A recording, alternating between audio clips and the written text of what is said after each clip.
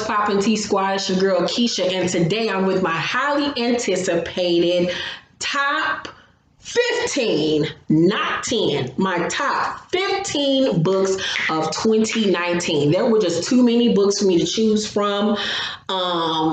So I did a separate video already with books that I just really loved, but they didn't make my list.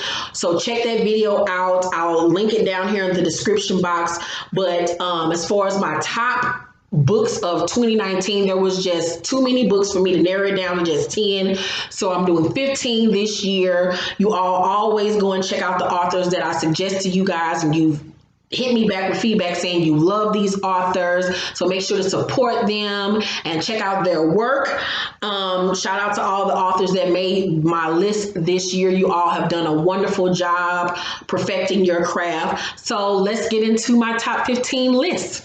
At number 15 is The Banker by Penelope Skye. Penelope Skye has made my list, I think, every year so far since I've been doing this video.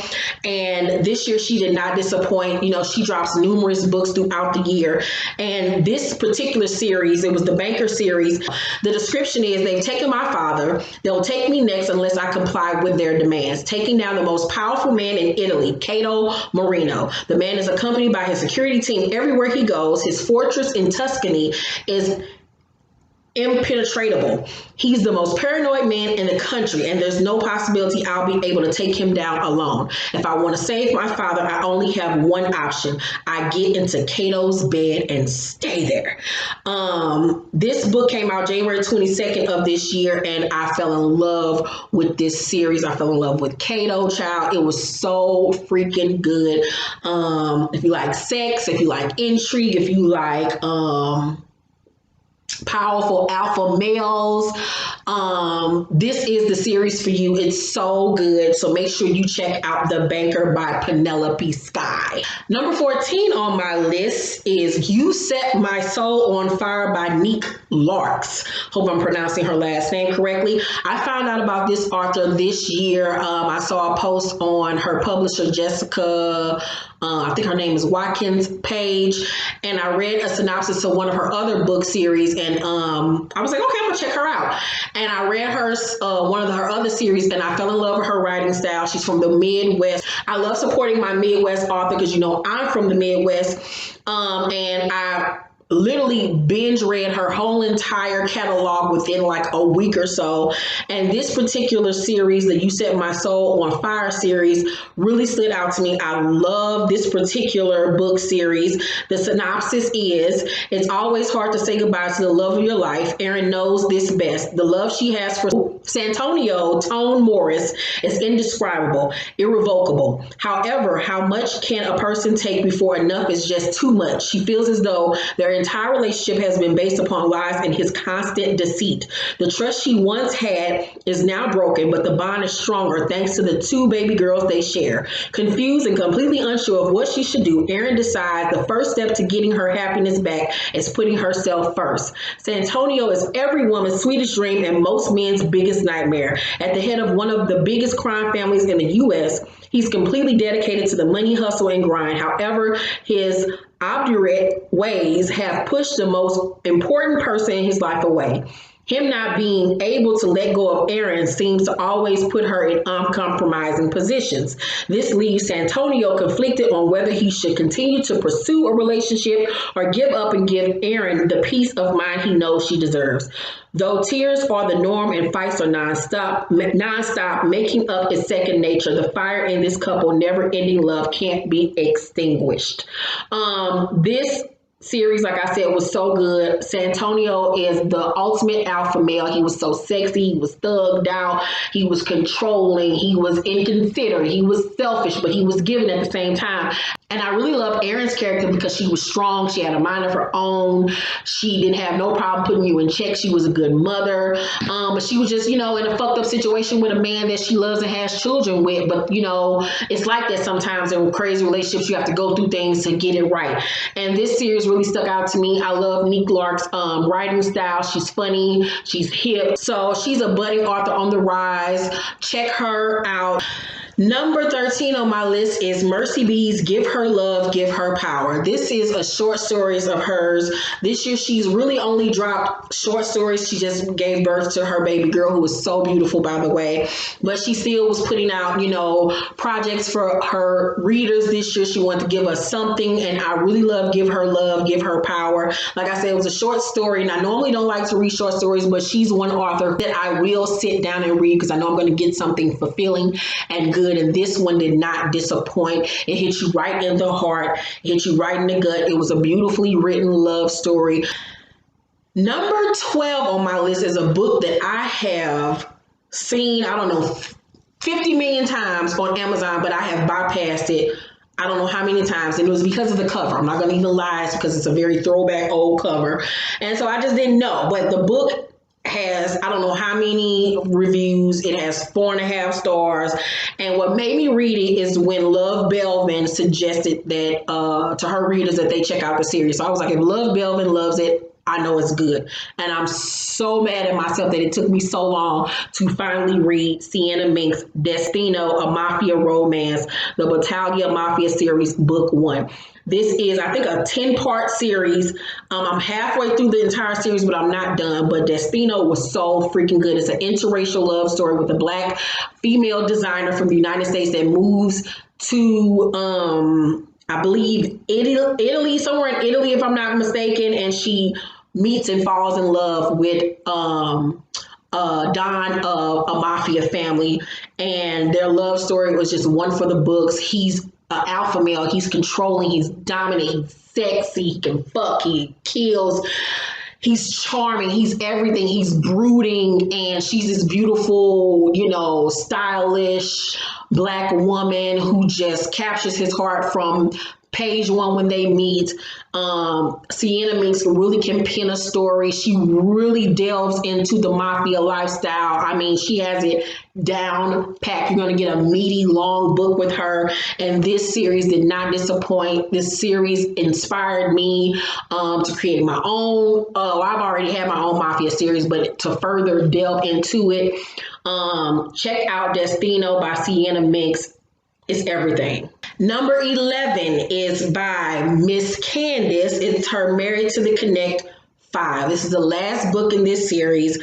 From book 1, I was all in. She captured the street life perfectly. She really knows how to write a male character. That's something that I struggle with as a writer. I've told her this. She really knows how to write a thugged out male character. She gets the male character's voice correctly. She has it down packed.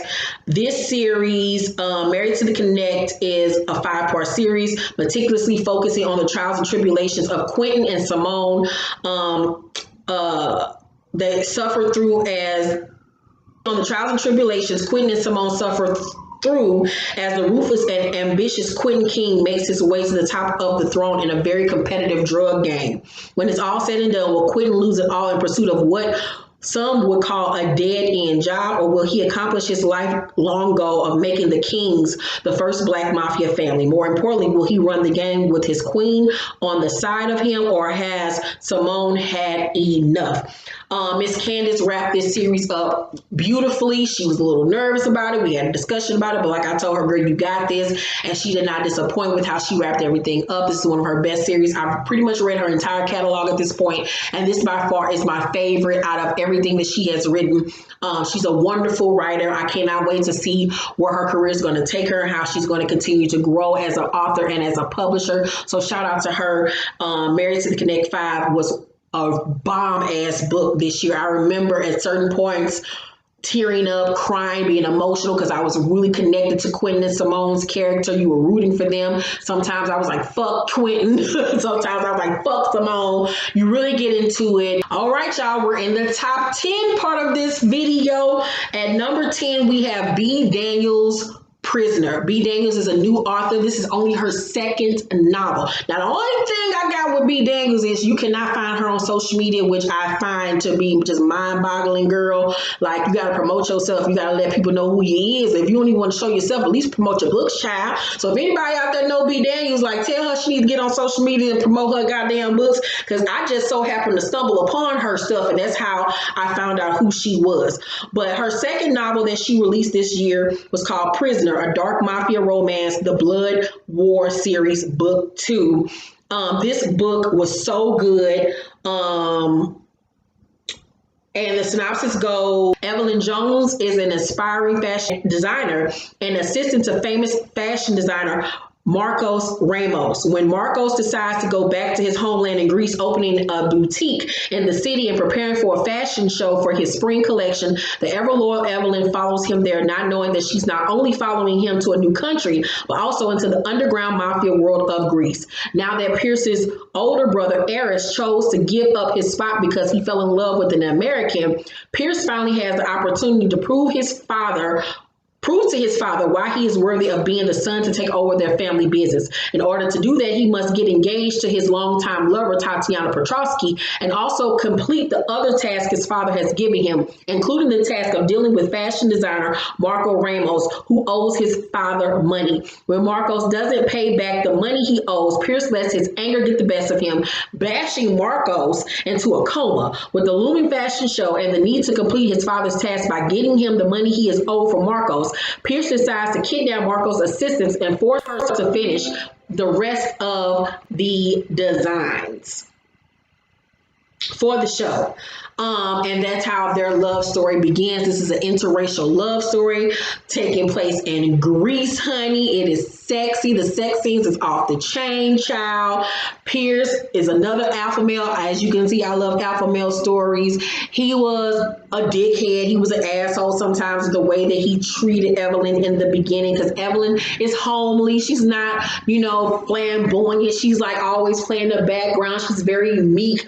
But he brings that other side out of her, and then she touches his heart.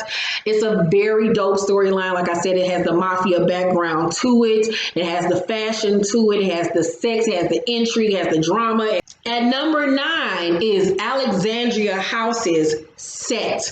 This is a novella. It is a part of the Them Boys series. This was book 1. This book literally just came out it came out November 17th.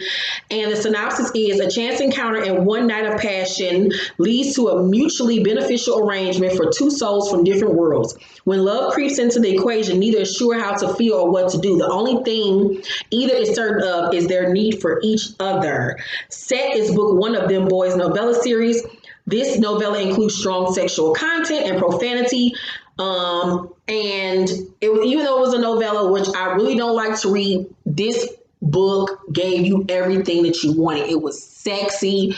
I loved Set. He was a thugged out nigga. Him and the heroine of the story, they went to high school together. But remember while we was in high school, there was always a group of dudes that nobody wanted to fuck with because they was bad as shit. And you would get your ass kicked if you said anything to them. That was Set and his brothers. They were the bad kids at school, and she was a good girl who stayed clear of him. But years later, at their high school reunion, these two people come together, and of course, he's changed, she's changed, and they immediately have chemistry with one another, and the story goes from there. It was a sexy story. It was steamy. You felt the love between these two characters. I wish it would have been a full novel. I want her to give them a full novel because Set was everything, but we still have the other two brothers who will have stories as well. So make sure you check out Alexandra House's Set. Number 8 on my list is Love Bellman's He Who Is a Lover. This is book 2 in the Sadiq series. It came out this year on March 31st, 2019. It was her first book of the year, and it picked up exactly where book 1 left off. And we all were back on the ride with Sadiq and Bellman. Falling in love wasn't the goal. In fact, I didn't think it was possible. That was until Bellman Assad Yassin turned out to be more than I anticipated. When I finally decided to explore her that early spring evening, those curvy thighs, chiseled cheekbones, auburn freckles, powerful resilience, and endless intellect. She was a bad decision, this I knew. She'd be a great risk, this I understand. I was an Ellis man. She eventually learned, and she did. That's what she ran, attempted to escape a world she soon had to learn to navigate and survive. Yet I was not the only one with asterisk layers. Bellman had her own secrets she kept from me, from the world. Those were the truths I'd use as fetters to keep her close forever. She's now assimilated the Ellis world. This is book 2 of a 3-part series. Love Bellman is a phenomenal writer. I really love her writing style. I like the way she pins stories together. Sadiq is another alpha male. Bellman, however, starts off meek in the beginning, but finds her voice and starts to assert herself in this series, which I really loved. This is another mafia family series, but they're Black characters, of course, which I really love. You get to see the Ellis family, this very affluent African-American family that has secrets and drama and all types of shit going on with their family, but at the core of them is love and a familial bond. This is a really great series, so make sure you check out Love Bellman's He Who Is a Lover. Number 7 on my list is Tiffany Patterson's Locked Doors. I love this series. It's an interracial romance, once again, based in that mafia world. It's obvious I want me a killer. It's so obvious I need me a Don husband, because this is the type of niggas that I like. This book starts off with a bang with the character. She's on vacation by herself in this foreign country, and she sees an act of violence go down that she should not be witnessing. The people that are doing said violence sees her, they kidnap her, and then she ends up having this whirlwind love affair with her captor, aka the Don of this mafia family. I love this story. It is everything. I love Tiffany Patterson as a writer. I love her interracial romance, because y'all know I want me a white man. I'm gonna get my white husband, and Locked Doors gives you everything that you want. You can get this book at tiffanypatterson.com. Her books are no longer on sale on Amazon, which is so dope. So make sure you check out Locked Doors by Tiffany Patterson. I love this story. Number 6 on my list is by none other than Tina Martin. Tina Martin is an author that I discovered this year, and I have fallen in love with her writing style and her work. She released this book, Monte, a St. Claire novel, book 6, on June 18th of this year. And I read this book while I was in Miami on vacation. That's how much I love this book. Even though I was out here thotting and bopping in Miami, I still had my tablet up to my face reading as I was on vacation. The book just grabs you and takes a hold of you as soon as you crack open the book. The synopsis reads, "These are 3 things I know for certain about Montgomery St. Claire. 1, he's fine. 2, he's filthy in the aspect of being rich. 3, he's a freaking mean, arrogant prick with a lot of dough who knows he can do anything he wants, have anything he wants, be anything he wants. We're from different worlds. I'm modest and content. He's rich and extraordinary. He's a man who has it all, but if I've read him right, I see conflict in his green eyes. I recognize it so well because I have skeletons of my own. My life is complex and messy. So is his. It's our complexities that ultimately bonds us. He has something for me I didn't think I was worthy of. I have something for him he thought he never want. Together we have the power to heal each other, to live, to love. We have freedom. Apart we're broken. When our souls are in sync, we're fire." I loved Montgomery, Monty. I loved his character. In the synopsis, he was a dickhead in the beginning of the story. He's this rich, fine-ass Black man who has no time for love, and he ends up falling for his assistant, and they have this crazy love affair that they begin that's so filled with heart, with past traumas, with drama, with insecurities. They have a lot going on. There's a lot of different layers to their story that I really enjoyed. I loved how Tina Martin brought everything together. It just kept me intrigued from the beginning. I just loved Monty's character. I love the female's character because she got with his ass and she got them together when she needed to. There's a lot of unexpected plot twists, shockers in this this book. I really could see it being a movie.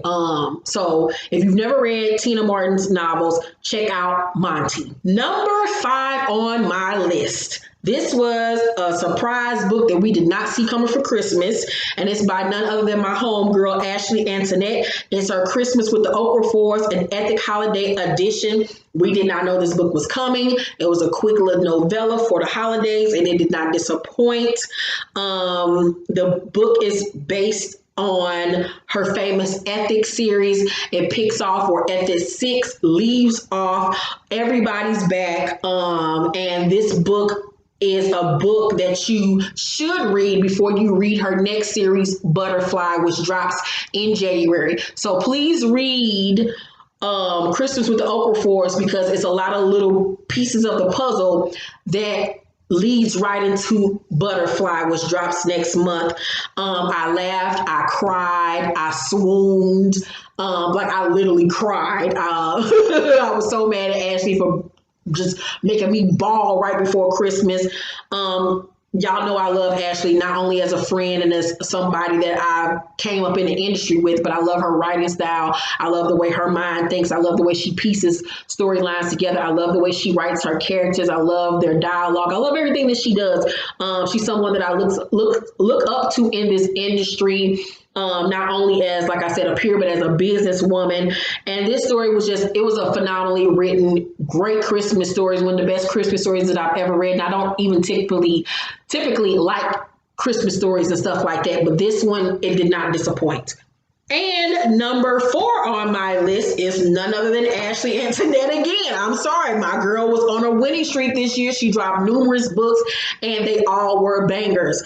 This book, however, has not yet been released. It is her book number 1 in her Butterfly series, which drops next month. But I got the opportunity and the pleasure and the privilege to read this book. However, like 5 or 6 months ago, she sent me a copy of the book. And I remember reading it in my bedroom in one day. My eyes was hurting, but I just could not stop until I was done.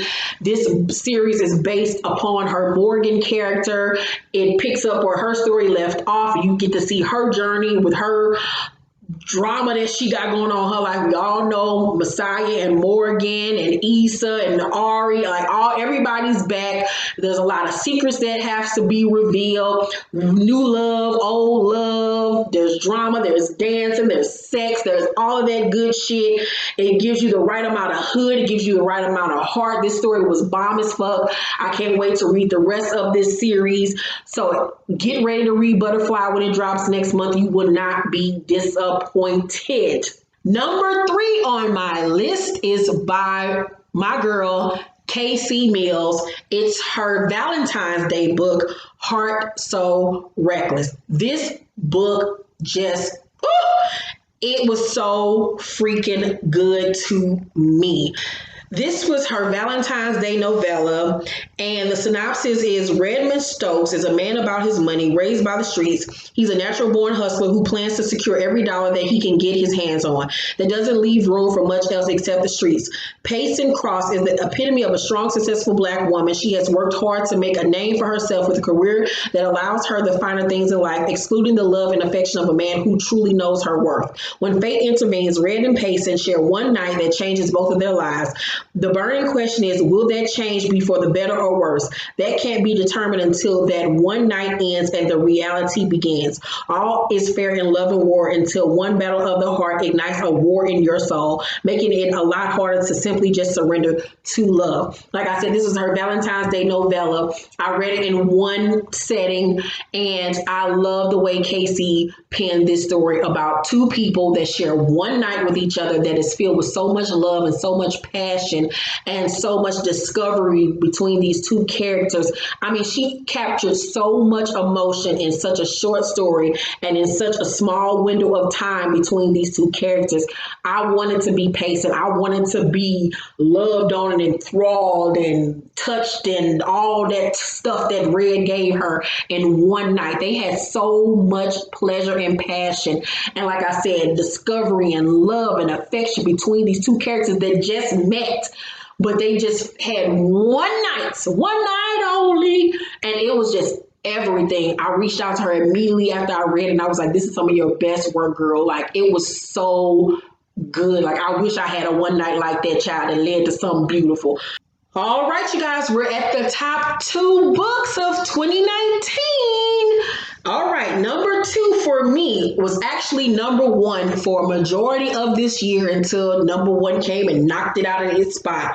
But number 2 on my list is none other than Tina Martin's Magnus. This is book 5 in her St. Claire novel series. This book came out January 13th of this year, and the description is Magnus St. Claire is one of the most handsome men I've seen. He's handsome but a complicated mess. Rich but the billions don't mean a thing. He's broken but he hides it well. In need but not for anything money can buy. He makes me an offer, one I refuse to his chagrin. He's never been one to take no for an answer, and he definitely won't in my case. He wants to leave behind a legacy, a child. He wants me to have his baby, the old-fashioned way. No strings, no love, no nothing, just a baby. I should run for the hills, but he has something I need, and it's not money.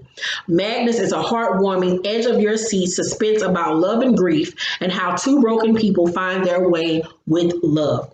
I absolutely love this book. I read it twice this year. That's how much I enjoyed it. Magnus was such a complicated, a quirky character. He had his quirks about him. He had his tics. He had things that he liked to be done in a certain way. He was an alpha male. He was controlling. He was snarky. He was charming.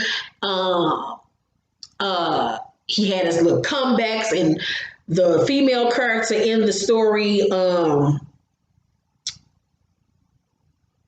Shiloh's character was the girl next door that was struggling financially and struggling to find her way in this world. And he comes after her with a vengeance. He does not give her an opportunity to breathe or think or anything. And the circumstances that these 2 characters are put in, I just loved. It was something different. It was cute. And their story blossoms from there. It's a long book. It's so good. You're going to cry, you're going to laugh, you're going to be hurt, you're going to smile, you're going to get turned on, you're going to cheer, you're going to root. It's so much goes on in this story. It was just a phenomenally written book. Like I said, I've become a huge fan of Tina Martin's this year. I love her writing style, everything that she has to offer. And Magnus did not disappoint. It was number 1 when it came out. It's 5 stars on Amazon.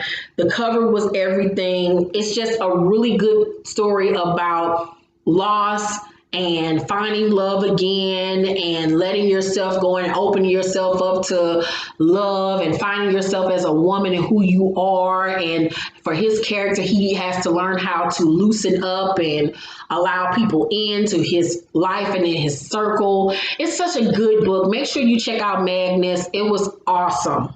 And my number 1 book for 2019 is Ethic 6 by Ashley Antoinette. My girl did it. This was her year outside of myself, but my girl did that. Ethic 6 was the perfect way to end the Ethics series. I read the book, as I always do with her books, in one day. And when I tell you I boo-hoo cried like 4 times when reading the book, I was rooting for the characters. I was cussing at the book. I had to put the book down and breathe at certain points. I was lost in the love between Ethic and Lonnie. Like, I was just in love with their love story, how they finally were able to get it together. The children, Bella, and Easy, Bella's little love story with Hendrix child made my heart swoon. Morgan and her bullshit that she got going on. Like, everything was just came around full circle.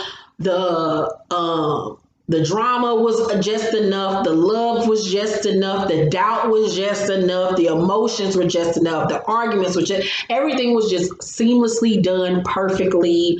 Ethic and Ilani will go down as one of the best urban fiction couples of all time. I'm so proud of Ashley and what she did with this series. This series really took her career to the next level.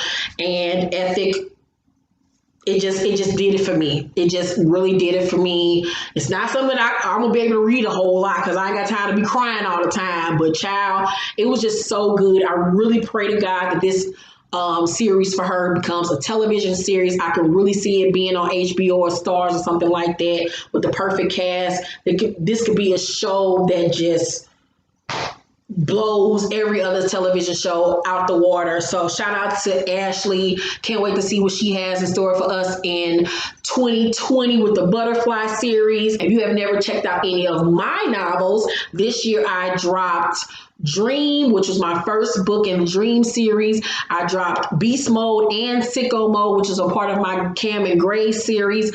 They all have done phenomenally well this year. So thank you to each and every one of you who have supported my career. I've been on just this writing roller coaster this year, writing some of my best work, and I'm just so pleased with the feedback that I've gotten from you readers and from all of the love and support. This is one of my best years with me being an independent author. So just thank you guys for all the love and support. So make sure you check out my work. You can find my work on Amazon and BarnesandNobles.com. The link will be down below. And like I said, check out and support these authors and support any other authors. This is not an easy job to have. It's very hard and tedious work, but we do it for you guys. So thank you guys for watching this video. Make sure to thumbs up this video, hit that subscribe button if you have not, and hit that notification bell button so you know when my videos drop. I love you guys so very much, and make sure to tune in tomorrow for my Decade in Review video. Love you guys. Bye.